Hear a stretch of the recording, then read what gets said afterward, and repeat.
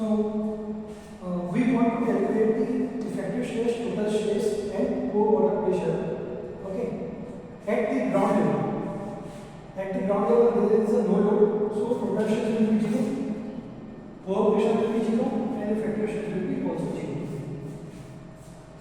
At the height h1, the total stress will be what? This gamma into the height h1.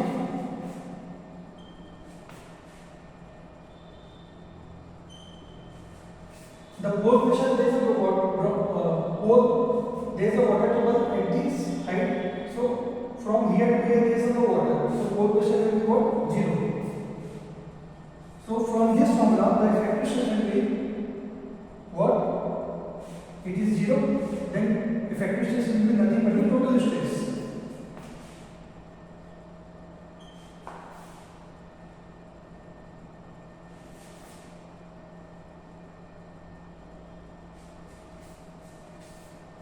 Now, at this level, what will be the total stress? Gamma into H1 for this layer and gamma into the H2, gamma saturated into the H2. That is the load of this file and load of this file, right? So, gamma into the H1 plus gamma saturated plus H2. That will be the total stress of this file and this file. Gamma into H1 plus gamma saturated into H2. Now here there is a water table, so there will be some pressure, pore pressure. So what will we get? Gamma W into the height H2.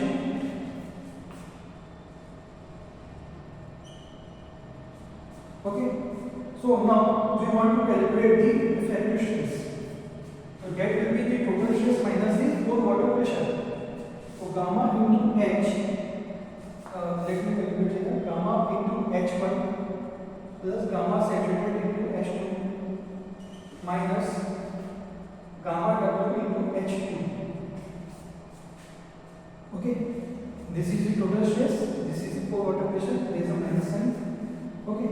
So here it is gamma into H1 plus gamma saturated minus gamma W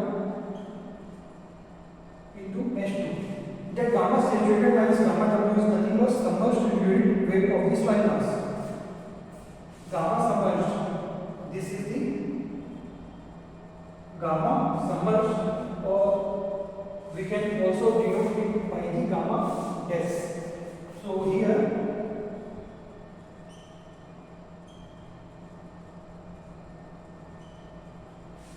the effective stress will become gamma H1 plus gamma dash H2.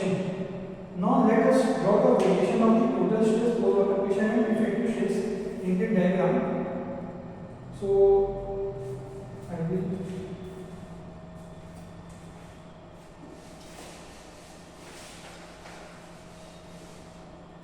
okay. So this is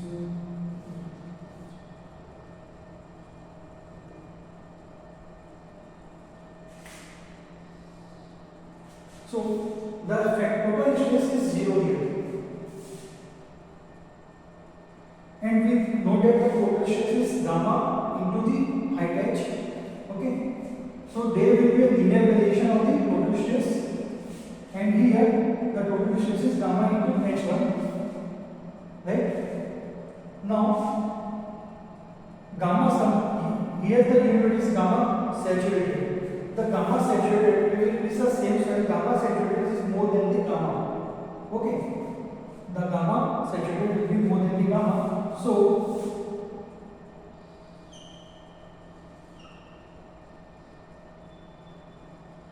this slope of this slope will be more than this slope. Okay.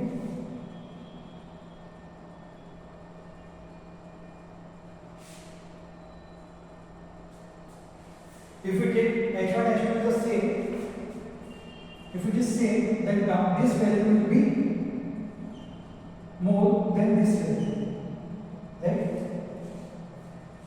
Now we will draw the pore pressure. So up to the height h1 there is no pore pressure. From here to here there is a linear relation of the pore pressure, and here the pore pressure is gamma w to h2. So this is 0.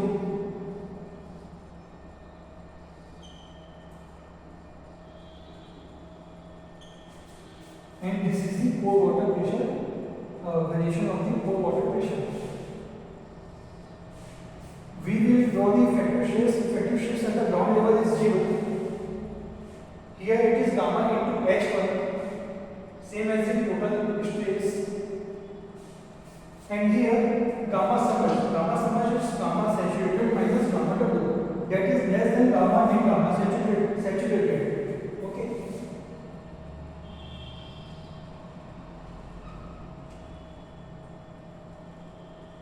Over here it is gamma h1 plus gamma saturated h2.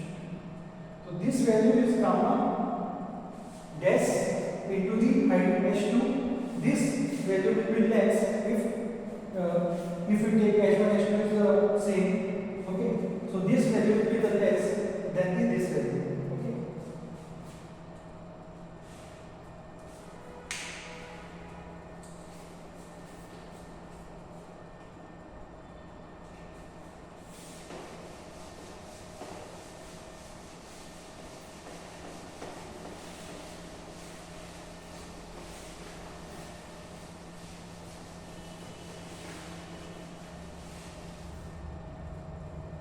Now let us take another example.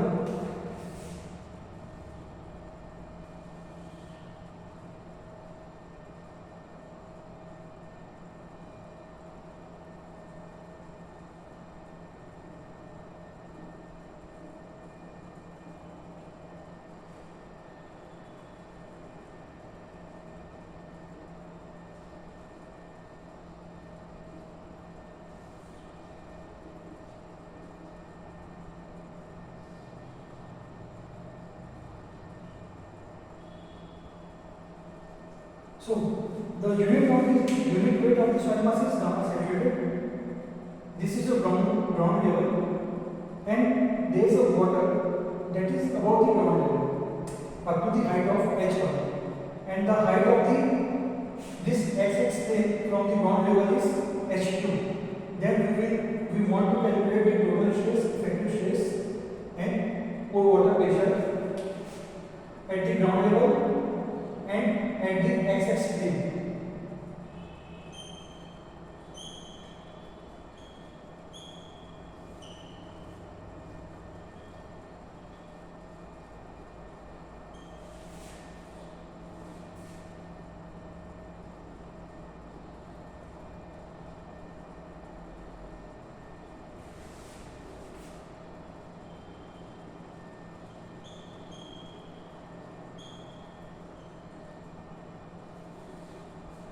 So at the ground level, there is a water flowing up to the height of h1.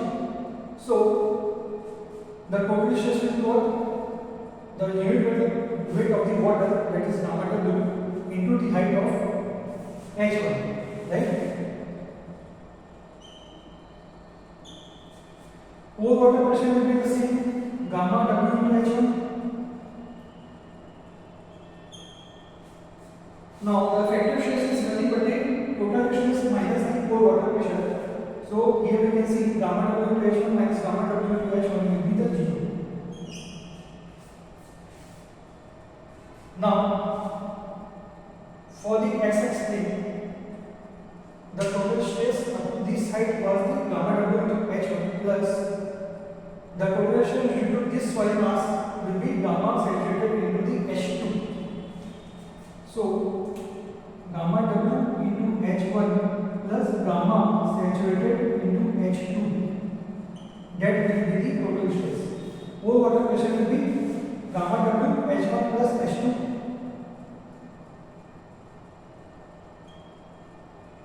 right? And effective stress will be nothing but the total stress minus pore water pressure. That we calculate here. Effective stress will be gamma w into h1 plus gamma saturated into H2 minus gamma W H1 plus H2. Right? So here we can see this term will cancel out, and this term will become gamma saturated minus gamma W into H2. That will be gamma submerged into H2. So this will become gamma saturated submerged into H2. Okay. So let us draw the variation of the total stress, effective stress, and pore water pressure in the diagram. So total stress gamma W into H1. So okay, we have to draw the variation for this soil mass, not for the wall. So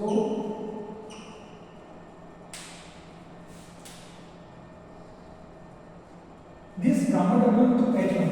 Okay. So at the ground level, the pressure is gamma W into the H1, and at the plane x-axis, the total stress is gamma W into H1 plus gamma saturated into H2. Pore water pressure will be again gamma W into H1 at the height at the level 0, 0.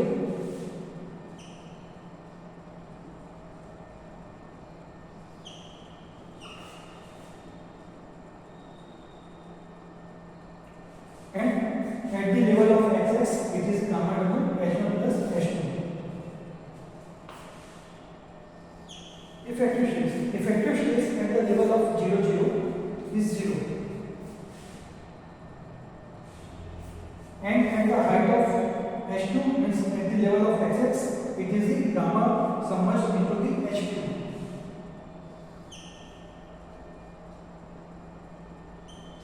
So this is your variation for the total stress or water pressure and the effective stress.